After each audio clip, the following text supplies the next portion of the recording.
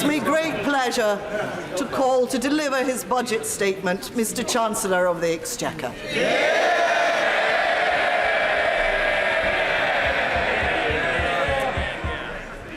Madam Deputy Speaker, I want to get straight to the issue most on everyone's mind: coronavirus COVID-19. I know how worried people are, worried about their health, the health of their loved ones, their jobs, their income, their businesses, their financial security. And I know they get even more worried when they turn on their TVs and hear talk of markets collapsing and difficult times coming. People want to know what is happening and what can be done to fix it. What everyone needs to know is that we are doing everything we can to keep this country and our people healthy and financially secure. Yeah. We are clear that this is an issue above party. We will do right by you and your family, and I know I will have the support of the whole House as I say that. This House has always stood ready to come together, put aside party politics, and act in the national interest. We have done so before, and I know we will do so again. My right honourable friend, the Prime Minister, alongside officials and scientists, is leading the work on the public health response. Today, I want to set out our economic response, so we bring stability and security. Let me say this: we will get through this together. The British people may be worried, but they are not daunted. We will protect our country and our people. We will rise to this challenge. But let me also say, yes, this virus is the key challenge facing our country today, but it is not the only challenge. We have just had an election where people voted for change. Change in our economy, change in our public services, change in the cost of living, change in our economic geography. Yeah. This budget delivers on that change. Yeah. Yes, as we deal with coronavirus, it is a budget that provides for security today, but it is also a plan for prosperity tomorrow. Yeah. It is a budget that delivers on our promises to the British people. It is the budget of a government that gets things done. Yeah. Madam Deputy Speaker, before I set out the details of our plan, let me first thank members who've contributed to the discussions on how to respond to coronavirus. Members from both sides of this House. Our economy is robust, our public finances are sound, our public services are well prepared. My right honourable friend, the Health Secretary, is working around the clock to protect the public's health. And I will do whatever it takes to support the economy. First, let me explain the nature of the economic challenge and my overall strategy. The challenge is this: there is likely to be a temporary disruption to our economy. On the supply side, up to a fifth of the working age population could need to be off work at any one time. And business supply chains are being disrupted around the globe. This combination of people being unable to work and businesses being unable to access goods will mean that for a period, our productive capacity will shrink. There will also be an impact on the demand side of the economy through a reduction in consumer spending.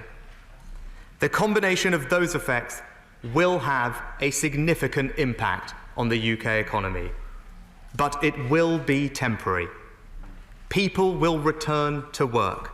Supply chains will return to normal. Life will return to normal.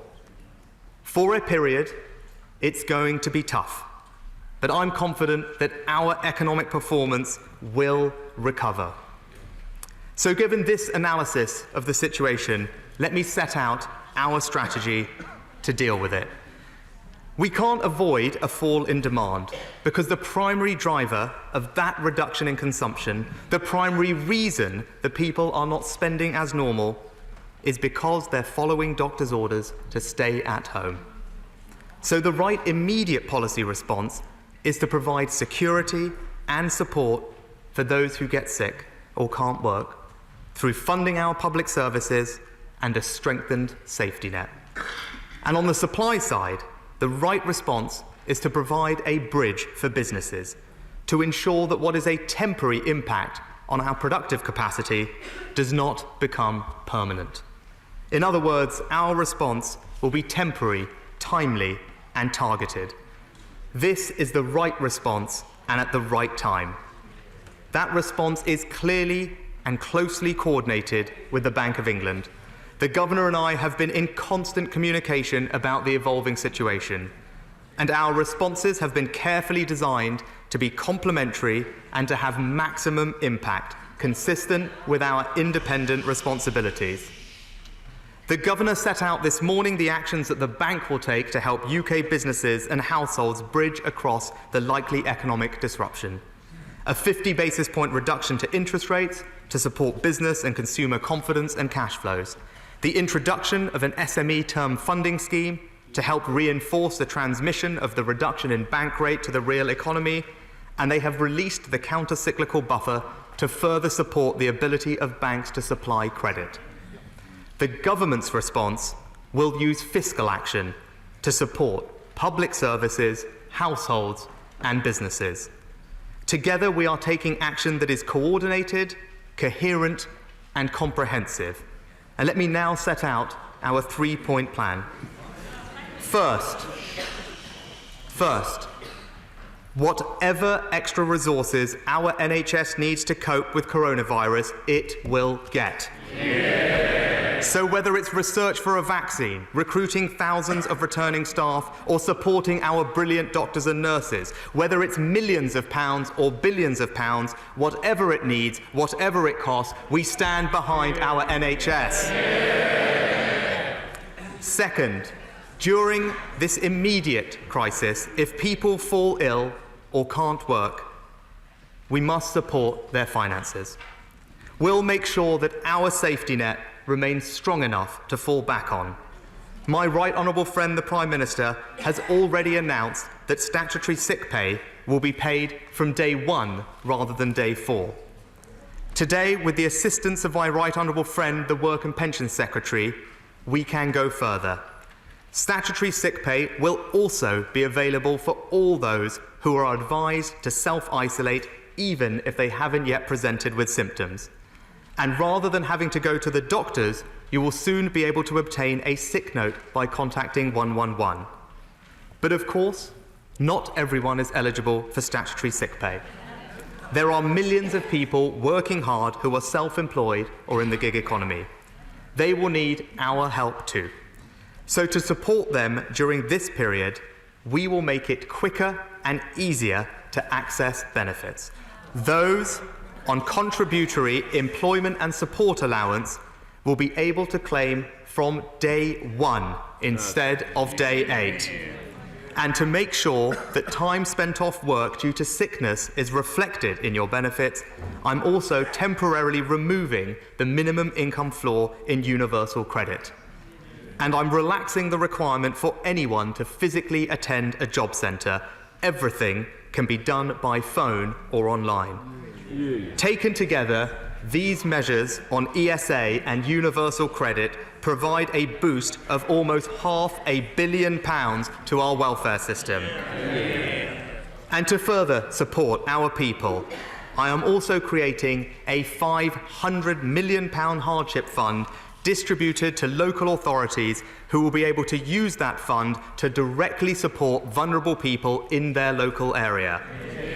So in total, that's a £1 billion commitment to support the financial security of our people. But Madam Deputy Speaker, the best way to support people is to protect their jobs. And we do that by supporting our businesses, the third part of our plan. The measures I've announced today on statutory sick pay are crucial to support those who need to take time off work, but that cost would be borne by business. And if we expect 20% of the workforce to be unable to work at any one time, the cumulative cost would hit our small and medium-sized businesses hard. So, in recognition of these exceptional circumstances, today I am taking a significant step. For businesses with fewer than 250 employees, I have decided that the cost of providing statutory sick pay to any employee off work due to coronavirus will for up to 14 days be refunded by the government in full. That could provide over £2 billion for up to 2 million businesses. This will significantly ease the burden on businesses, but we can do more.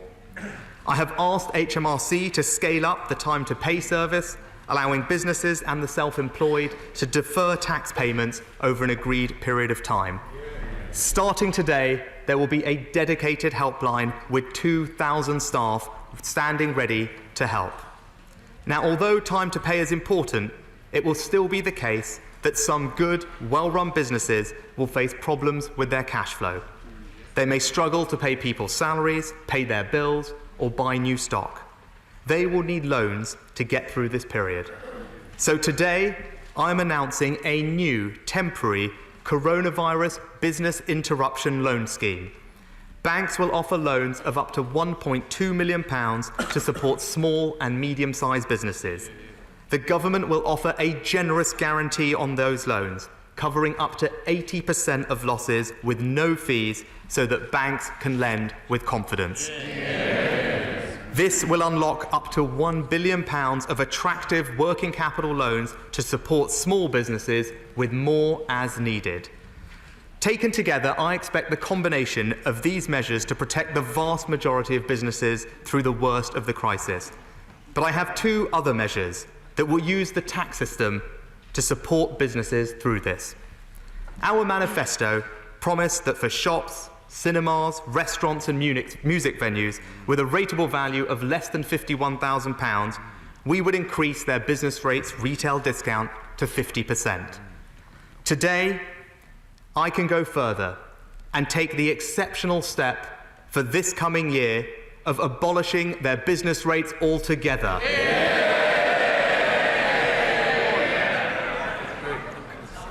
But there are tens of thousands of other businesses in the leisure and hospitality sectors currently not covered by this policy.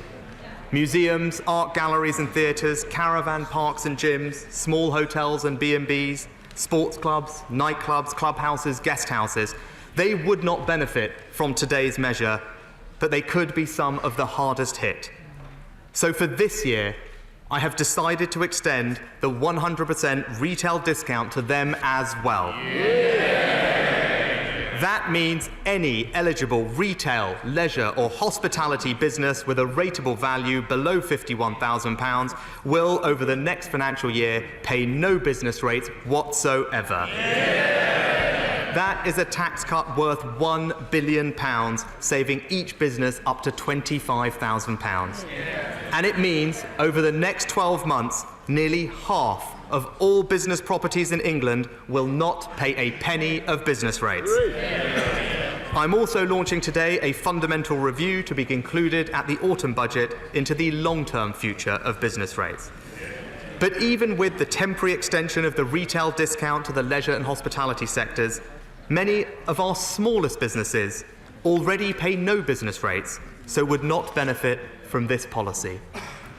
So to support them to manage their fixed costs, I'm going to go a step further.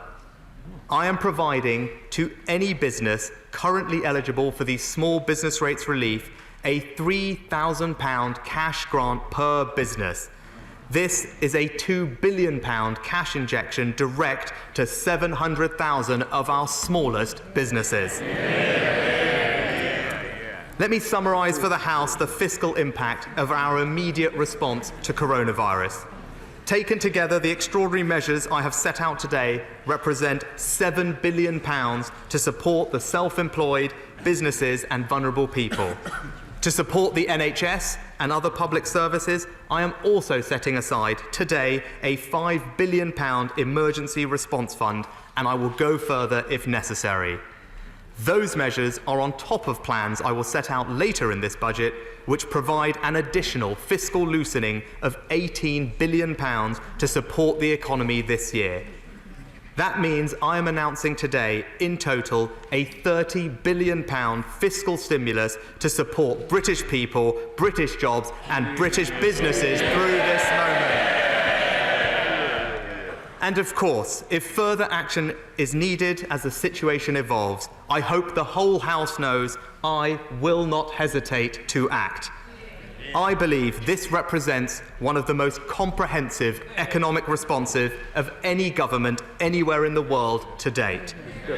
The Governor of the Bank of England and I are in close contact with our counterparts around the world in the G7 and the G20. And to support the global response, I'm also making new funding of £150 million available for the IMF's relief efforts. Madam Deputy Speaker, coronavirus will have a significant impact on our economy, but it will be temporary. I will do whatever it takes to get our nation through it. I am acting today with a multi-billion pound commitment, more money for our NHS, more generous sick pay, faster access to benefits if you're self-employed, extra local support for the most vulnerable, tax cuts, loans and grants for businesses to protect people's jobs. Comprehensive action, and if more is needed, I will take it. And I know all members of this House will want to give this plan their full support. Madam Deputy Speaker, before I turn to the economic forecast, I hope the House will join me in thanking the Office for Budget Responsibility and Robert Choate in particular. After 10 years, this is his last budget in charge. He's led the OBR with dedication and integrity and established that institution as one that is respected around the world.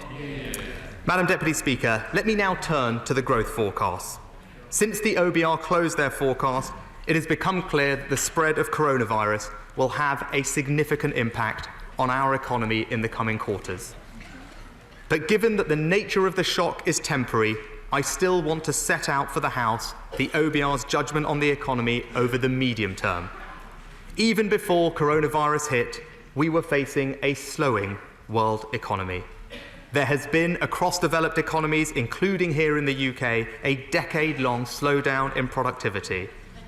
This, combined with the political uncertainty of the last 3 years, which affected business investment in particular, has led the OBR to downgrade our productivity over the forecast period and to slightly reduce GDP growth compared to the March 2019 forecast. But while the world may slow down, we will act here with a response that is brave and bold, taking decisions now for our future prosperity. We are investing in world-class infrastructure and to lead the world in the industries and technologies of the future. The central judgment I am making today is to fund an additional £175 billion over the next 5 years for our future prosperity. The OBR have said that as a direct result of the plans that I'm announcing, growth over the next 2 years will be half a percentage point higher than it otherwise would have been. For the benefit of the House, the GDP forecast, without fully accounting for the impact of coronavirus, would have led to growth of 1.1% in 2020, 1.8% in 2021, then 1.5%, 1.3% and 1.4% in the following years. And today, the OBR have made an estimate they've never made before. They have said, in their words, that today's large planned increase in public investment should boost potential output too. If future governments have the same determination to continue our approach, the UK's long-term productivity will increase by 2.5%. The OBR have confidence in the long-term future of our economy, and so do I. Madam Deputy Speaker, more investment and higher growth mean more jobs and higher wages. We already have more people working in our economy than ever before. Women's employment is at a record high. And since 2010, full-time weekly wages have grown faster in every region and nation of the UK than they have in London. The OBR expect 500,000 people more will be in work by 2025. Wages are expected to grow in real terms in every year of the forecast period. The story of this government has been the story of a national jobs miracle. And Madam Deputy Speaker, given the last few weeks I've had, I'm all in favour of jobs miracles. On inflation, the OBR forecasts 1.4% this year, increasing to 1.8% next year, and then for the rest of the forecast period remaining on or around target. And I'm sure the whole House will join me in taking the opportunity to thank Mark Carney, the Governor of the Bank of England, for his 7 years of dedicated public service. We congratulate him on his new role as Finance Advisor for COP26 and welcome his successor, Andrew Bailey, who takes up his post on Monday. Madam Deputy Speaker, let me now turn to the fiscal forecasts. The economic impacts of coronavirus remind us of the importance of fiscal responsibility. Our public finances are strong, with the deficit down from 10% in 2010 to less than 2% last year. Our economy is well prepared for the future, and it's well prepared because of 10 years of Conservative-led governments and Conservative chancellors. And I too will always act responsibly with the nation's finances. But it is important that we update our fiscal framework to remain at the leading edge of international best practice. Our economic security depends on maintaining the following principles: low and stable inflation delivering price stability, fiscal sustainability, and independent, effective institutions like the Bank of England and the OBR. These features of our framework will always be protected. But there is a live global debate about what our low interest rate environment means for fiscal strategy, about the case for fiscal policy to play a more active role in stabilising the economy, and about the best ways to measure productivity-enhancing investment in the economy, such as human capital or measuring value on the public balance sheet. So I want to take time to consider these questions over the coming months, so that our fiscal framework allows us to make the right long-term decisions for our economic security and prosperity. I will review the fiscal framework, consulting widely with a range of experts, and will report back in the autumn if I conclude that any changes are necessary. But at the same time, credibility comes as much from what we do as what we say. We were elected on a manifesto that promised to meet a specific set of fiscal rules. Today's budget is about delivering our promises. And that's why, despite the speculation, today's budget is delivered not just within the fiscal rules in our manifesto, but with room to spare. And I'm setting the amount the government will spend for the rest of this Parliament within those rules as well. Today, the OBR report a current budget surplus in every one of the next 5 years. And in the target year of 22-23, we have fiscal space of nearly £12 billion. The OBR forecasts that borrowing will increase slightly from 2.1% of GDP in 1920 to 2.4% in 2021, 2.8% in 21-22. It then falls to 2.5%, 2.4%, and 2.2% in the following years.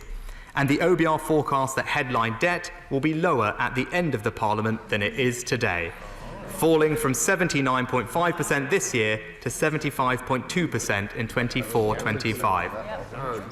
I'm sure the House will understand that given how urgently we've developed our economic response to the coronavirus, that package of measures have not yet been captured in the fiscal forecast, and nor have the fiscal impacts of the bank's actions. But the House will also note that the target year for our current budget fiscal rule is not until 22-23. So even within our current framework, I have the flexibility to act as required over the next 2 years. Madam Deputy Speaker, As we enter a period of challenge, we start from a position of strength. The economy growing, more jobs, higher wages, stable inflation, sound public finances. We promise to manage our economies responsibly. We're getting it done. Madam Deputy Speaker, this budget responds at scale to the immediate threat of coronavirus, and it reports on an economy whose foundations are strong. It is a budget that provides for security today, but let me now outline our plan for prosperity tomorrow. This is the first budget of a new decade, the first in almost 50 years outside the European Union, and the first of this new government. At the election, we said we needed to be one nation. While talent is evenly spread, opportunity is not, and we need to fix that. This is a budget that will deliver on our promises to the British people, and it is the budget of a government that gets things done. We promised to get Brexit done, and we got it done. We promised to let hard-working families keep more of what they earn. This budget gets it done. We promised to back businesses to innovate, invest and trade. This budget gets it done. We promised to invest in science and research. This budget gets it done. We promised to deliver green growth and protect our environment. This budget gets it done. We promised to level up with new roads, railways, broadband and homes. This budget gets it done. And yes, we promised record funding for our NHS and public services. This budget gets it done. This government delivers its promises and gets things done. Madam Deputy Speaker, our plan for prosperity starts immediately by putting more money in people's pockets. It was a Conservative government that in 2016 introduced the national living wage, giving Britain's lowest paid workers the biggest pay rise in 20 years. And in just 3 weeks' time, around 2 million workers will see their wage rise again by 6.2%. For a full-time worker, that's a pay rise of almost £1,000. That is the biggest cash increase ever. But we've promised to go further. Today, we're publishing a new remit for the Independent Low Pay Commission.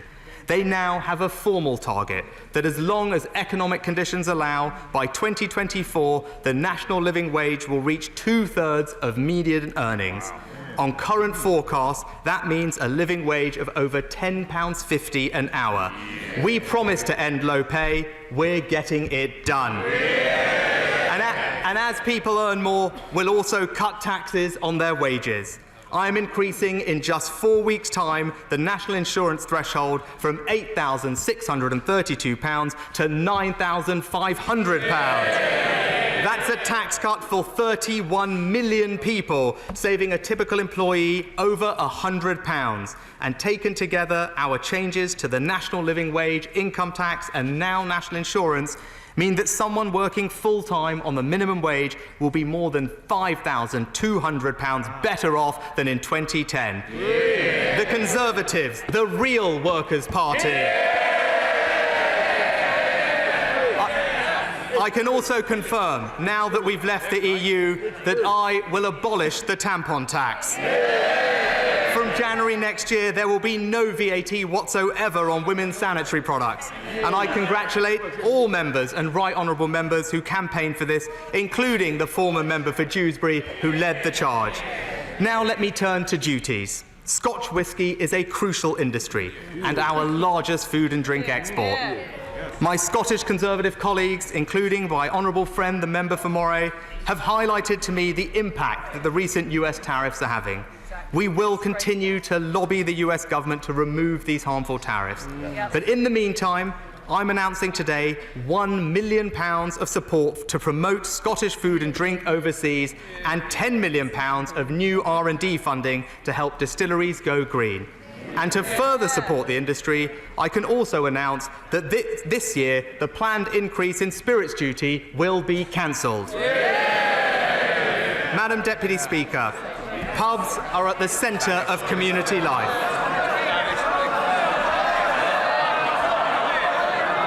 Madam Deputy Speaker, pubs are at the centre of community life, but too many have closed over the past decade. We're already promised to introduce a business rates pubs discount of £1,000 for small pubs. But I've heard calls from many honourable and right honourable members, including my honourable friend, the member for Dudley South, that we need to do more, especially given the possible impact of coronavirus on our pubs. So today, I can announce that exceptionally for this year, the business rate discount for pubs will not be £1,000, it will be £5,000. And I'm also pleased to announce that the planned rise in beer duty will also be cancelled. And because of decisions I've taken elsewhere in this budget, I am also freezing duties for cider and wine drinkers as well. For only the second time in almost 20 years, that's every single one of our alcohol duties frozen. Madam Deputy Speaker, I have heard representations that after 9 years of being frozen, at a cost of £110 billion to the taxpayer, we can no longer afford to freeze fuel duty. I'm certainly mindful of the fiscal cost and the environmental impacts, but I'm taking considerable steps in this budget to incentivise cleaner forms of transportation, and many people still rely on their cars.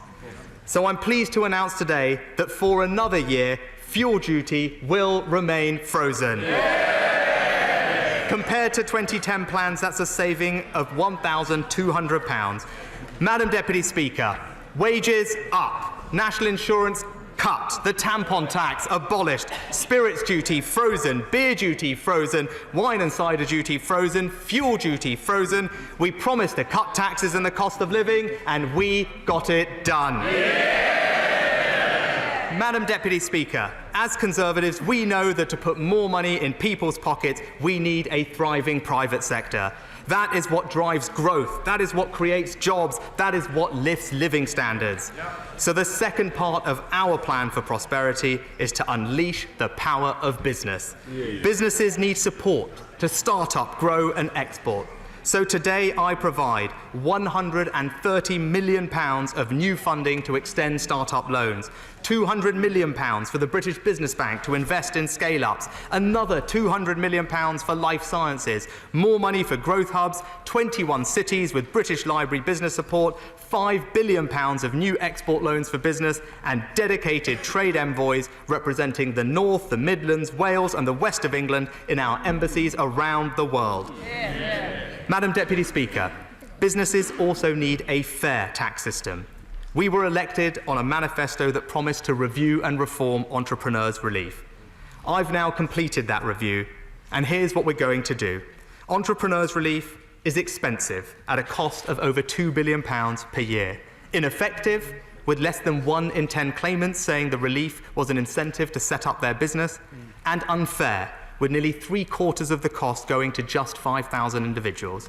Just because it's called Entrepreneurs' Relief doesn't mean that it's entrepreneurs who mainly benefit. For all these reasons, I've heard representations that I should completely abolish it. The Institute of Fiscal Studies have criticised it. The Resolution Foundation called it the UK's worst tax break. And I'm sympathetic to that argument. But at the same time, we shouldn't discourage those genuine entrepreneurs who do rely on the relief. We need more risk-taking and creativity in this country, not less. So I have decided not to fully abolish entrepreneurs' relief today. Instead, I will do what the Federation of Small Businesses called a sensible reform and reduce the lifetime limit from £10 million to £1 million. 80% of small business owners are unaffected by today's changes. Those reforms save £6 billion over the next 5 years, and I'm giving almost all of that money straight back to business through 3 additional measures. The research and development expenditure credit will be increased from 12% to 13%, a tax cut worth £2,400 on a typical R&D claim.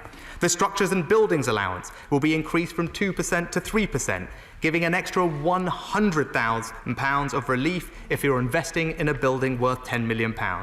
And to cut taxes on employment, I will deliver our promise to increase the employment allowance by a third to £4,000. That's a tax cut this April for nearly 500,000 small businesses. Another step towards a dynamic, low-tax economy we want to see. Madam Deputy Speaker, we promised to cut taxes on business. We're getting it done. Yeah.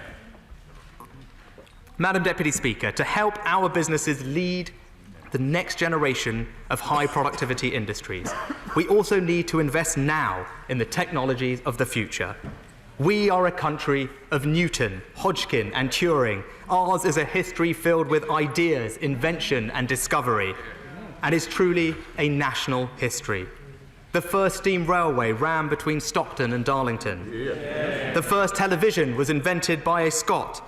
A Welshman invented the first hydrogen fuel cell, and Jocelyn Bell Burnell, born in Northern Ireland, discovered the first radio pulsars. To compete and succeed over the next decade and beyond, we need to recapture that spirit.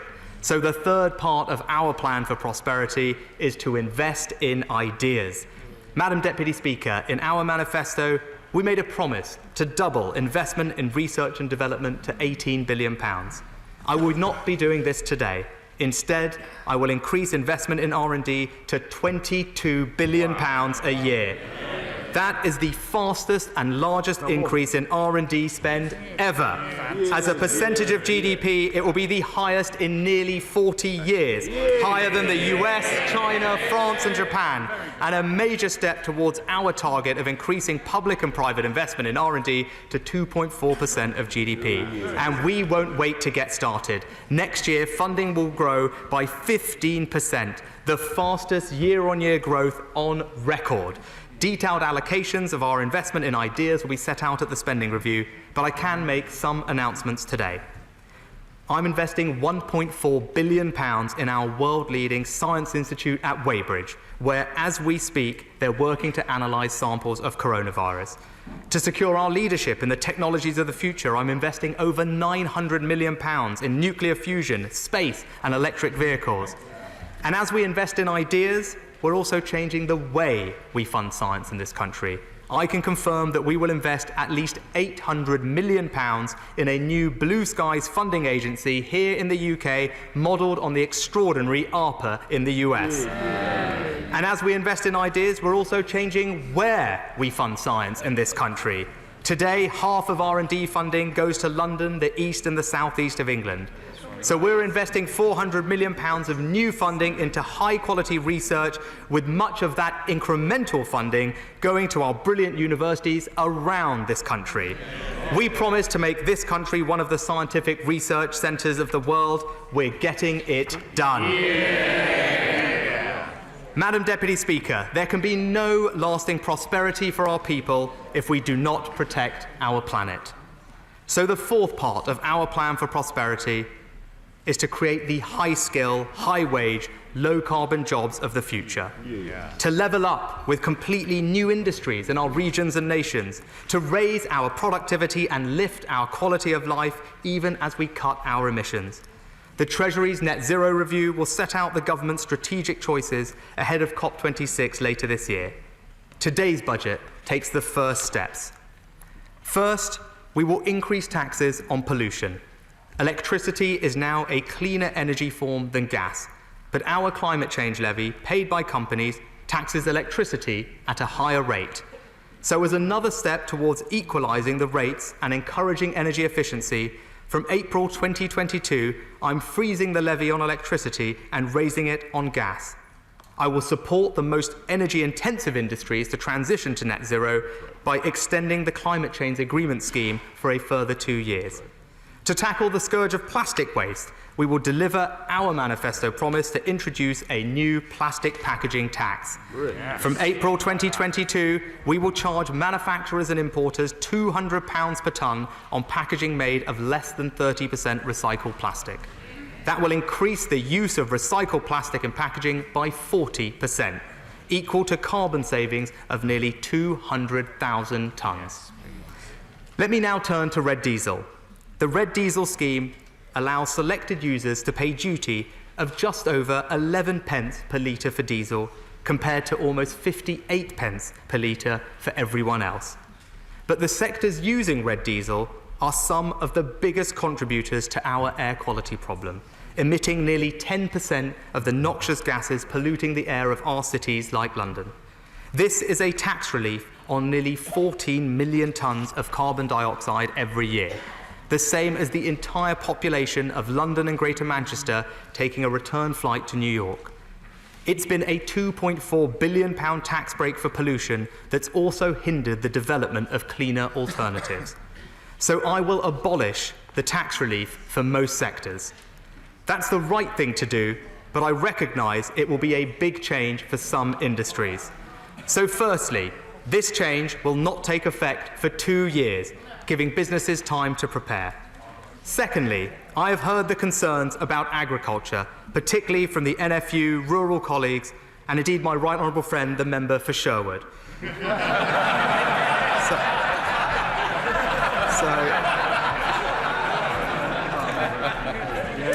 So I have decided that agriculture will retain the relief. I'll also keep the relief for rail, for domestic heating, and there will be no impact on fishing. We'll consult over the summer with other sectors. And thirdly, to help develop cleaner alternatives to red diesel and other fossil fuels, we will more than double R&D investment in the Energy Innovation Programme to £1 billion. Now, as well as taxing pollution, we will invest and cut taxes on clean transport. We're introducing a comprehensive package of tax and spend reforms to make it cheaper to buy zero or low emission cars, vans, motorbikes and taxis. We're investing £300 million in tackling nitrogen dioxide emissions in towns and cities across England. And we're investing £500 million to support the rollout of new rapid charging hubs so that drivers are never more than 30 miles away from being able to charge up their car. Taken together, this budget invests £1 billion in green transport solutions.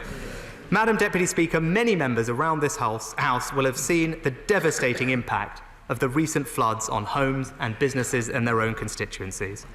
And particularly the Honourable Member for Barnsley East, my honourable friends, the members for Calder Valley and Telford, my right honourable friend, the member for Ludlow. So I can announce today that I'm making £120 million available immediately to repair all defences damaged in the winter floods. Yeah. To support those areas that have been repeatedly flooded, I am also providing £200 million of funding directly to local communities to build their flood resilience. And to protect people and over 300,000 properties, I'm doubling our investment in flood defences over the next 6 years to £5.2 billion. Madam Deputy Speaker, we're also supporting natural habitats like woodlands and peat bogs. I can confirm today that to protect, restore and expand these wonderful habitats and capture carbon, we will provide £640 million for a new Nature for Climate fund. Over the next 5 years, we will plant around 30,000 hectares of trees. That's a forest larger than Birmingham, and restore 35,000 hectares of peatland. This government intends to be the first in history to leave our natural environment in a better state than we found it. Yeah. Madam Deputy Speaker, I can make one further announcement on green growth. Carbon capture and storage is precisely the kind of exciting technology where Britain can lead the world over the next decade. I can announce today that we will invest at least £800 million to establish 2 or more new carbon capture storage clusters by 2030. Once up and running, these clusters will store millions of tonnes of carbon dioxide that otherwise would have been released into the atmosphere. The new clusters will create up to 6,000 high-skill, high-wage, low-carbon jobs in areas like Teesside, Humberside, Merseyside or St Fergus in Scotland. It's levelling up in action. Madam Deputy Speaker, green jobs, better flood defences, cheaper electric vehicles, innovative new technologies. We promise to protect our environment. We're getting it done.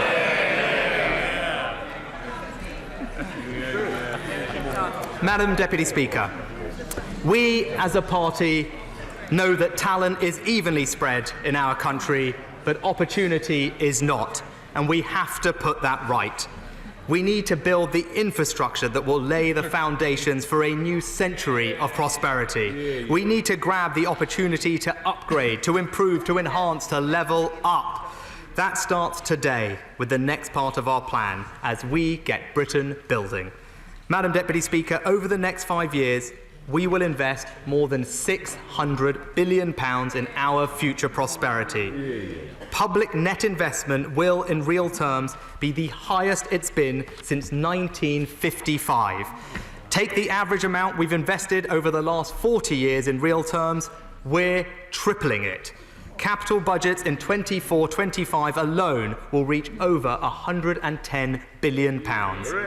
I will set out the detailed capital allocations at the spending review, but I'm taking 3 major steps today. First, we're going to change the whole mindset of government to make sure economic decision-making reflects the economic geography of the country. We're reviewing the Treasury's Green Book. We'll have Treasury offices in Scotland, Wales and Northern Ireland. And I can announce today that we're also opening a new economic campus in the north with over 750 staff from the Treasury, the Departments for Business, Local Government and Trade. And we won't stop there. Our ultimate ambition is to move 22,000 civil servants outside central London. Second, because of this changed mindset, we will invest more in our nation's cities and towns. Today's budget provides an extra £640 million for the Scottish Government, £360 million for the Welsh Government and £210 million for the Northern Ireland Executive. I'm announcing £242 million of funding for new city and growth deals, taking our investment in these deals to more than £2.7 billion. We've agreed today a new devolution deal in West Yorkshire with a directly elected mayor for the region. And to make sure that it isn't just Londoners who benefit from the kind of long-term transport deal that helped TfL, I'm announcing today that the new West Yorkshire mayor will, along with the 7 other Metro mayors, get new London-style funding settlements worth £4.2 billion. These settlements are in addition to the Transforming Cities Fund, which will invest over £1 billion in local transport in 12 further cities, including Stoke, Preston, Derby, Nottingham and Southampton. Third, we're going to build broadband, railway, roads. If the country needs it, we will build it. Today's budget provides £5 billion to get gigabit-capable broadband into the hardest-reached places, and £510 million of new investment into the shared rural phone network, which means that in the next 5 years, 4G coverage will reach 95% of our country. And let me thank my right honourable friend, the Culture Secretary, who will get this done. We're also going to build better railways, Madam Deputy Speaker, with spades going into the ground on HS2, our commitment to fund Manchester Leeds leg of Northern Powerhouse Rail, funding today for a new station at Cambridge South and the Midlands Rail Hub, Darlington Station moving to the next stage of development and approval, and funding to make dozen train stations more accessible. And there's more money for our roads too. Today, I'm announcing the biggest ever investment in strategic roads and motorway, over £27 billion of tarmac. That will pay for work on over 20 connections to ports and airports, over 100 junctions, and over 4,000 miles of road. I'm also announcing new investment in local roads, alongside a new £2.5 billion pothole fund. That's £500 million every single year, enough to fill by the end of this Parliament 50 million potholes. The details of all these road schemes that I'm funding will be published later today, and I thank my right honourable friend, the Transport Secretary, for all his efforts. Our ambition is truly national. The A417 in the southwest, the A428 in the east, the A46 in the Midlands, unclogging Manchester's arteries, freeing the traffic north of Newcastle, and something my North and Mid Wales colleagues will be particularly pleased to hear: we're protecting beautiful villages in the Welsh borders as we finally build the Pant-Llanelli-Monach bypass. Well done. We promised to get Britain moving, and we're getting it done. There's one more road I'd like to mention. It's one of our most important regional arteries. It is one of those totemic projects symbolising delay and obstruction. Governments have been trying to fix it since the 1980s. Every year, millions of cars crawl along it in traffic, ruining the backdrop to one of our most important historic landmarks.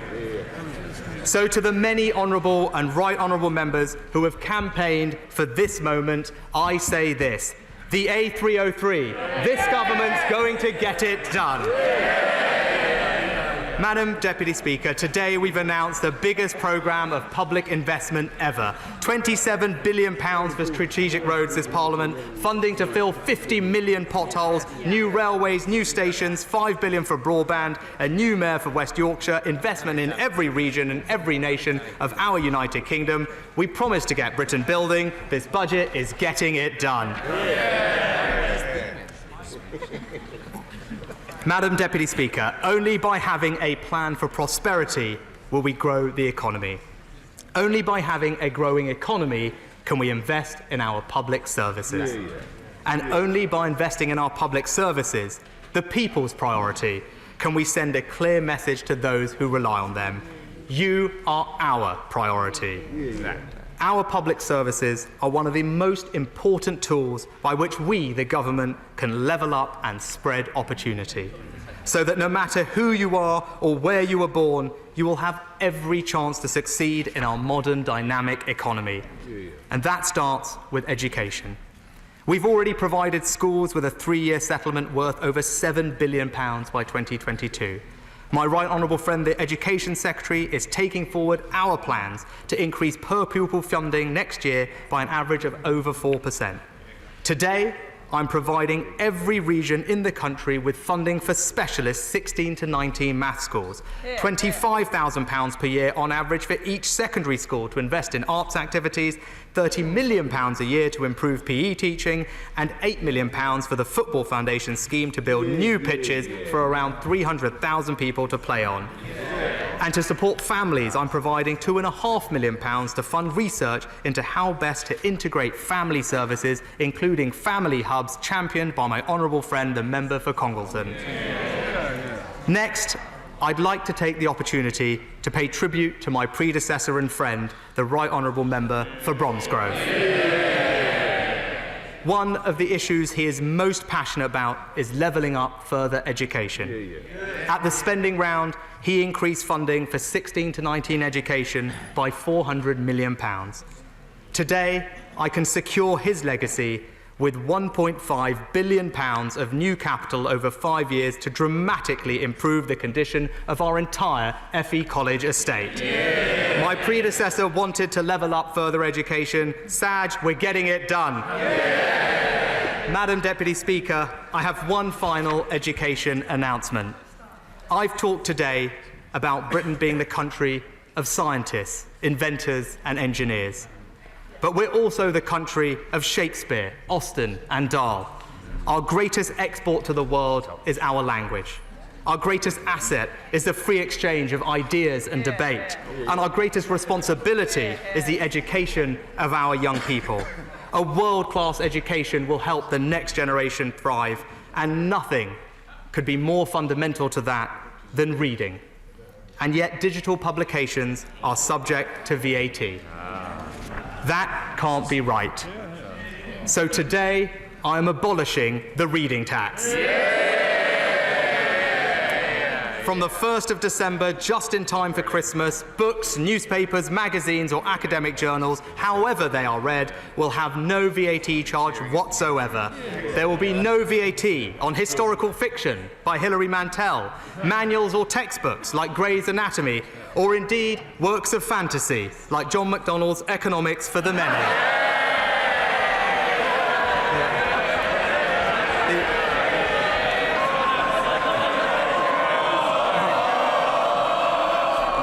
The irony is, it sold so few, it's literally his own little red book.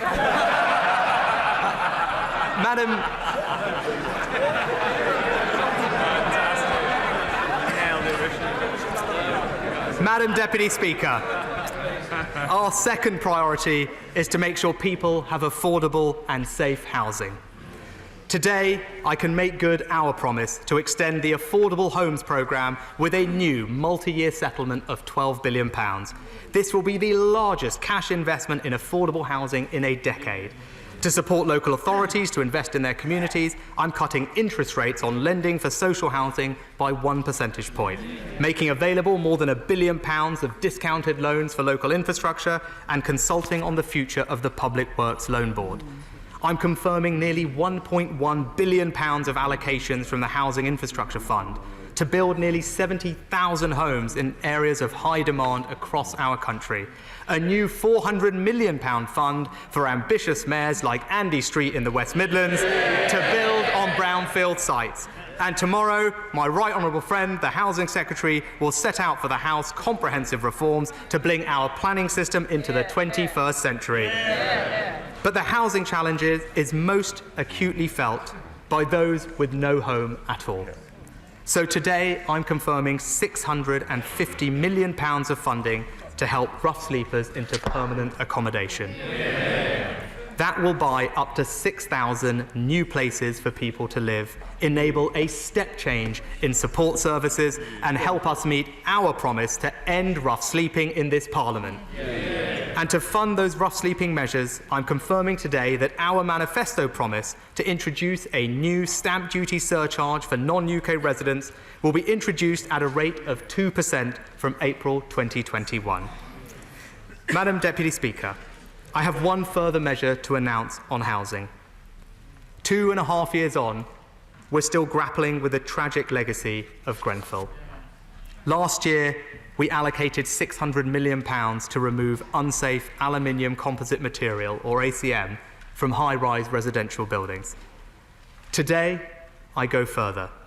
Expert advice is clear that new public funding must concentrate on removing unsafe materials from high-rise residential buildings. So today, I am creating a new building safety fund worth £1 billion. That is what the experts have called for. That is what the Select Committee has called for. That is even what the opposition have called for. That new fund will go beyond dealing with ACM to make sure that all unsafe combustible cladding will be removed from every private and social residential building above 18 metres high. And my right honourable friend, the Housing Secretary, will spearhead our efforts to make sure developers and building owners do their fair share as well. Madam Deputy Speaker, there is no more cherished public service than our NHS. Whatever resources the NHS needs to deal with coronavirus, it will get. We all benefit from a thriving health service, so it is right that we ask everyone to contribute. Business benefits from our NHS. So as promised in our manifesto, the corporation tax rate will not be cut this year, but will remain at 19%, still the lowest rate in the G20. Migrants benefit from our NHS, and we all want them to do so. But it's right that what people get out, they also put in. There is a surcharge already, but it doesn't properly reflect the benefits that people receive. So as we promised in our manifesto, we are increasing the immigration health surcharge to £624 with a discounted rate for children. To raise further funds for the NHS, I'm announcing a package of measures today to clamp down on aggressive tax avoidance, evasion and non-compliance, including extra funding for HMRC to secure £4.4 billion of additional revenue. And those extra contributions allow me to take 3 further steps to support our health services. First, mental health support can be critical for many people, and particularly for our veterans. Thanks to the campaigning from my honourable friend, the member for Wolverhampton South West, and my right honourable friend, the member for Harwich and North Essex, I will be supporting veterans with mental health needs with a £10 million donation to the Armed Forces Covenant Fund Trust. And I'm also confirming today that to encourage employers to provide veterans with job opportunities, we'll introduce a new national insurance relief. Second, I've listened to concerns from all sides of this House that the pensions tax system is preventing doctors from taking on more hours.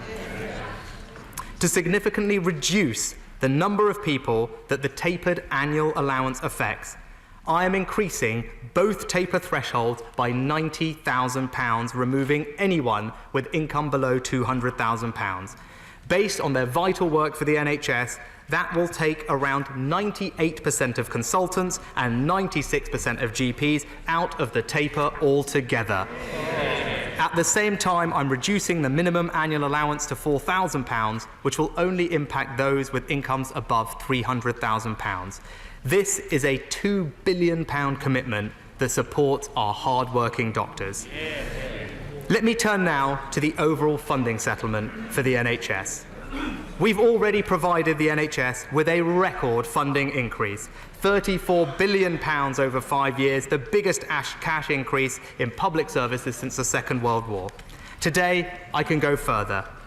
I can announce over £6 billion of new funding in this Parliament to support the NHS. That new money will deliver 50,000 more nurses, 50 million more GP surgery appointments, and work starting on 40 new hospitals. You heard that right, 40 new hospitals. We promised to back the NHS, and this budget gets it done. I have one last point to make about public services. We have now left the EU. We promised to get Brexit done, and we got it done. We promised to regain control of the money we send to Brussels, and for the first time ever, today's OBR forecast shows that the billions of pounds we would have sent to the EU can now be spent on our priorities. Today, I'm launching the next spending review to conclude in July, setting out detailed spending plans for the Parliament. Let me set out for the House our new totals for public spending on public services. The OBR have said that today's budget will be the largest sustained fiscal boost for nearly 30 years. Next year, day-to-day departmental spending will grow at the fastest rate in 15 years. Over the spending review period, it's set to grow at the fastest rate since 2004, an average growth rate in real terms of 2.8%, twice as fast as the economy.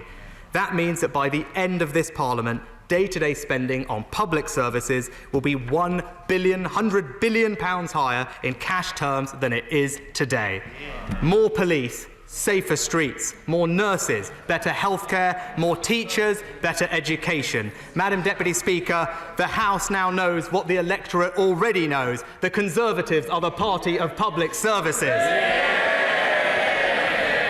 Madam Deputy Speaker, we are at the beginning of a new era in this country. We have the freedom and the resources to decide our own future, a future where we unleash the energy, inventiveness and creativity of all the British people, and a future where we look outwards and are confident on the world stage.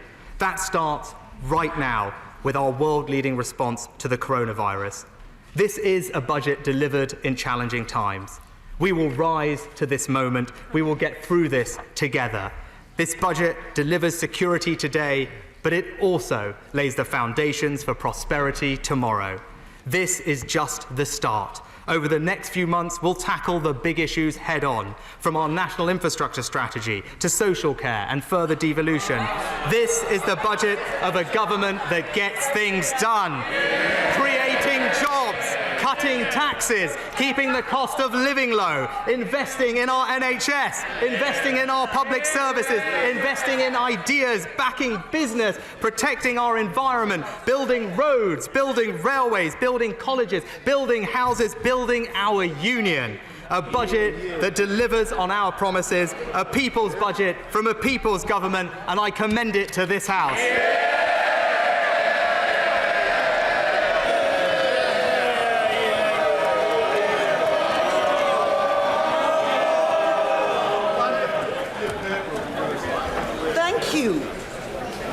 Under Standing Order number 51, the first motion, entitled Provisional Collection of Taxes, must be decided without debate. Will the Chancellor of the Exchequer please move formally?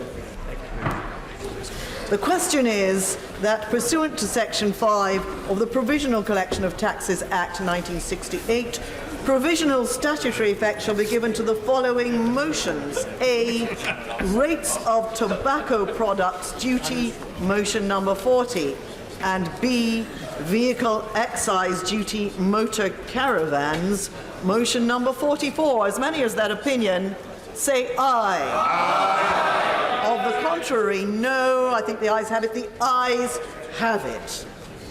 We now come to the motion entitled Income Tax Charge. It's on this motion that the debate will take place today and on the succeeding days. The questions on this motion and on the remaining motions will, of course, be put at the end of the budget debate next Tuesday, the 17th of March. I call the Chancellor of the Exchequer to move the motion formally.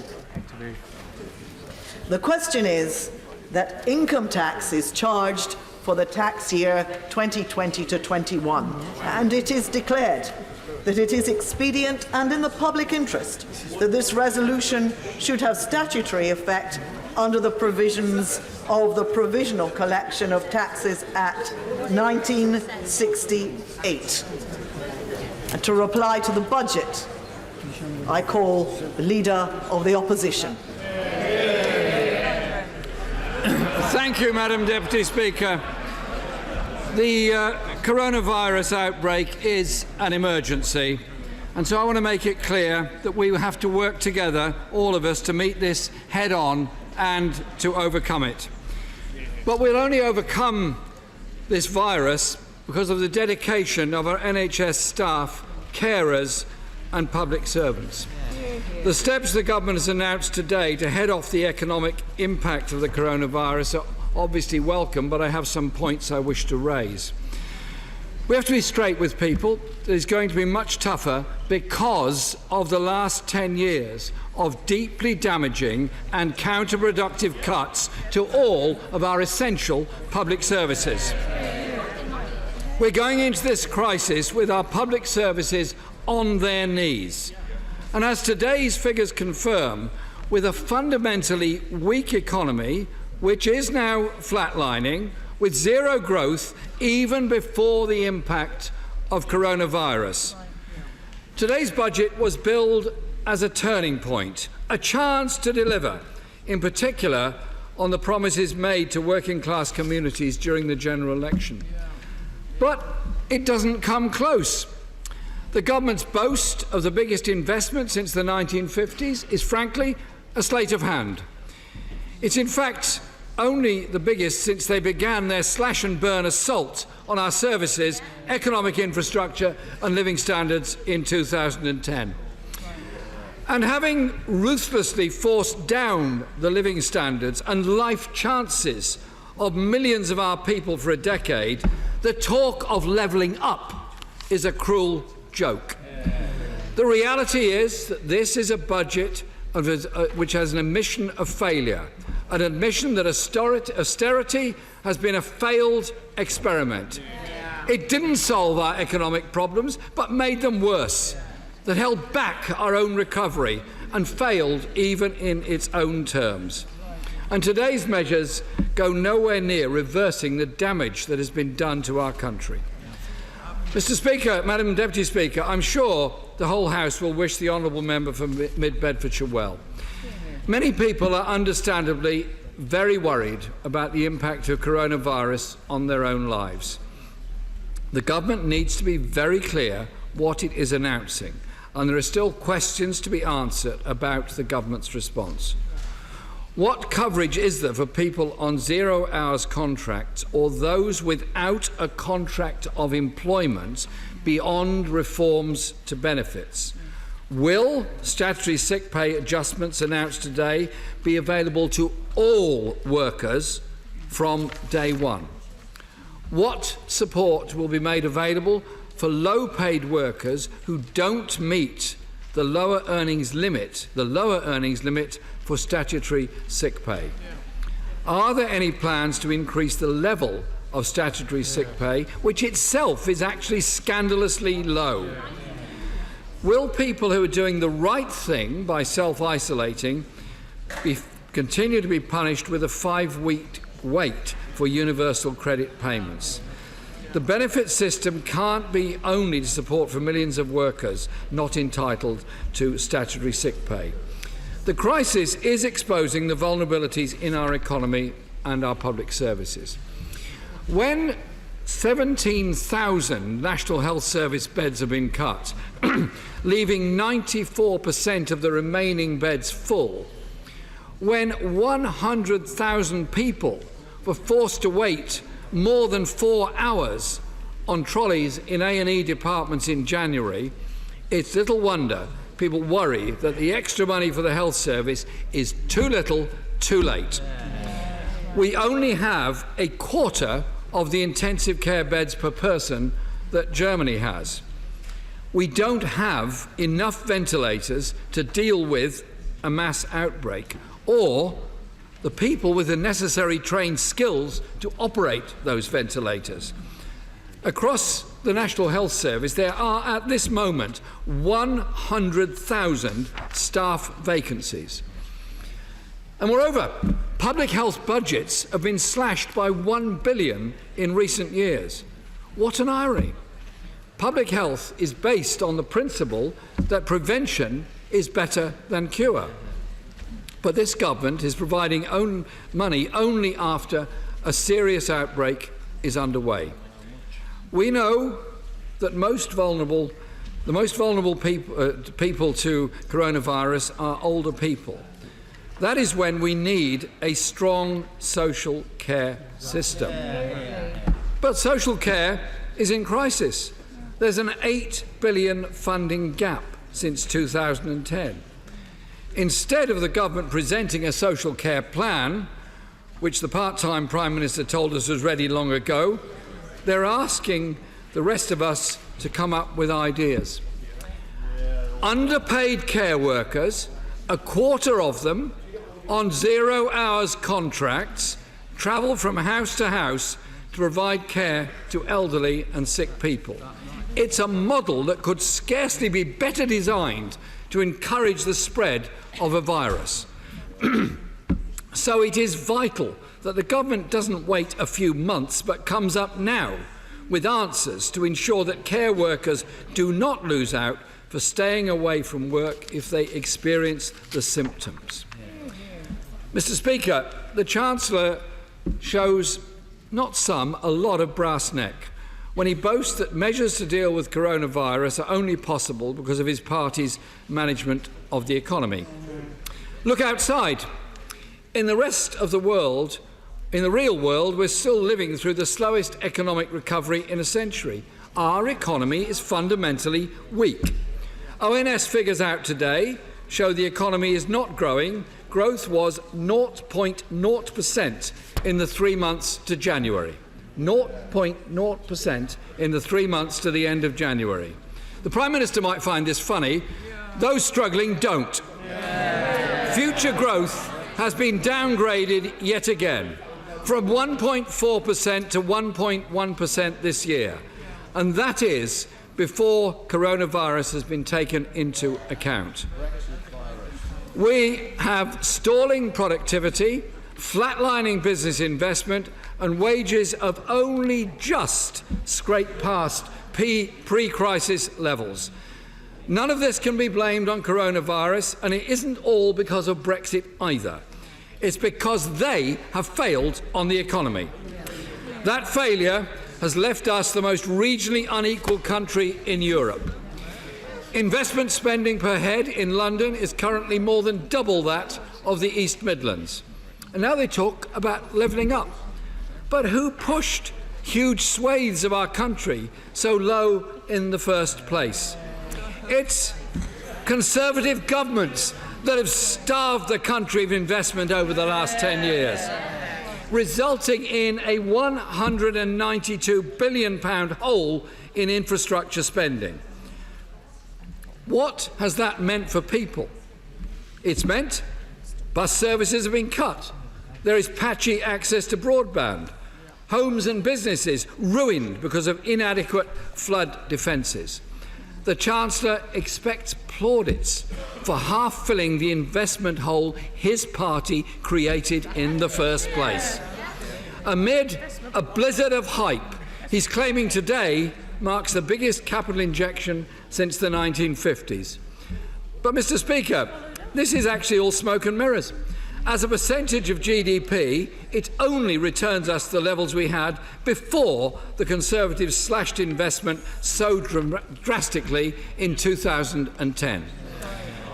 Given the challenge of the coronavirus crisis, we need a far-reaching reaction to strengthen and stabilise our economy and ensure we are in the strongest position possible to navigate the transition to new relationships with the EU and a post-Brexit economy and the trade deals that will enable that to happen. If the government truly wanted to level up after Brexit, there is only one thing they should be doing above all else: a green industrial revolution. They would have a plan to kickstart new green industries and create skilled jobs all across our country. The climate emergency threatens our very existence.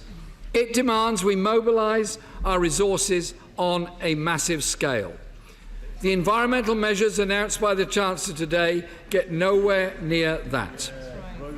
The government has maintained the freeze on fuel duty without lowering bus and rail fares, showing complacency about the climate emergency. Young people especially will be dismayed at the lack of urgency to reduce our emissions. They rightly see this as the Conservatives once again putting the profits of big polluters and oil companies above people's safety and well-being. And when the Chancellor announced with such aplomb a huge investment in road building across the country, where is the environmental impact assessment being made of that policy, or the increased pollution that will come from increased car use and traffic across this country? Mr. Speaker, Madam Deputy Speaker, today's budget confirms that austerity has not worked, even in its own terms. We've had a decade of decline. Austerity has cost the UK economy almost £100 billion, according to the New Economics Foundation. But the true cost is incalculable. I want to give the House an example to bring that home. Errol Graham was an amateur footballer when he was young. By his mid-50s, suffering from mental health issues, he had become reclusive, unable to leave his flat in Nottingham, terrified of the world outside. He couldn't attend his fitness for work assessment, so, because of the government's harsh and very uncaring attitude, his benefits were cut off. With no income for food, he obviously began to go hungry. He wrote a desperate letter to his DWP assessor. "Judge me fairly," he wrote. "It's not nice living this way." Errol weighed 4.5 stone when the bailiffs found his body inside his flat. He had starved to death in this, the 5th richest country in the world. When the Chancellor talks about difficult decisions the government took in imposing austerity, is he thinking of decisions to deprive Errol of his income, or people like Errol who are going through such traumas in their life? And the worst thing is, austerity, all of this suffering, has been a political choice, not an economic necessity. The party opposite continues to make the absurd claim that austerity was needed because spending on schools, hospitals and public services by Labour somehow was the cause of the worldwide financial crash in 2008.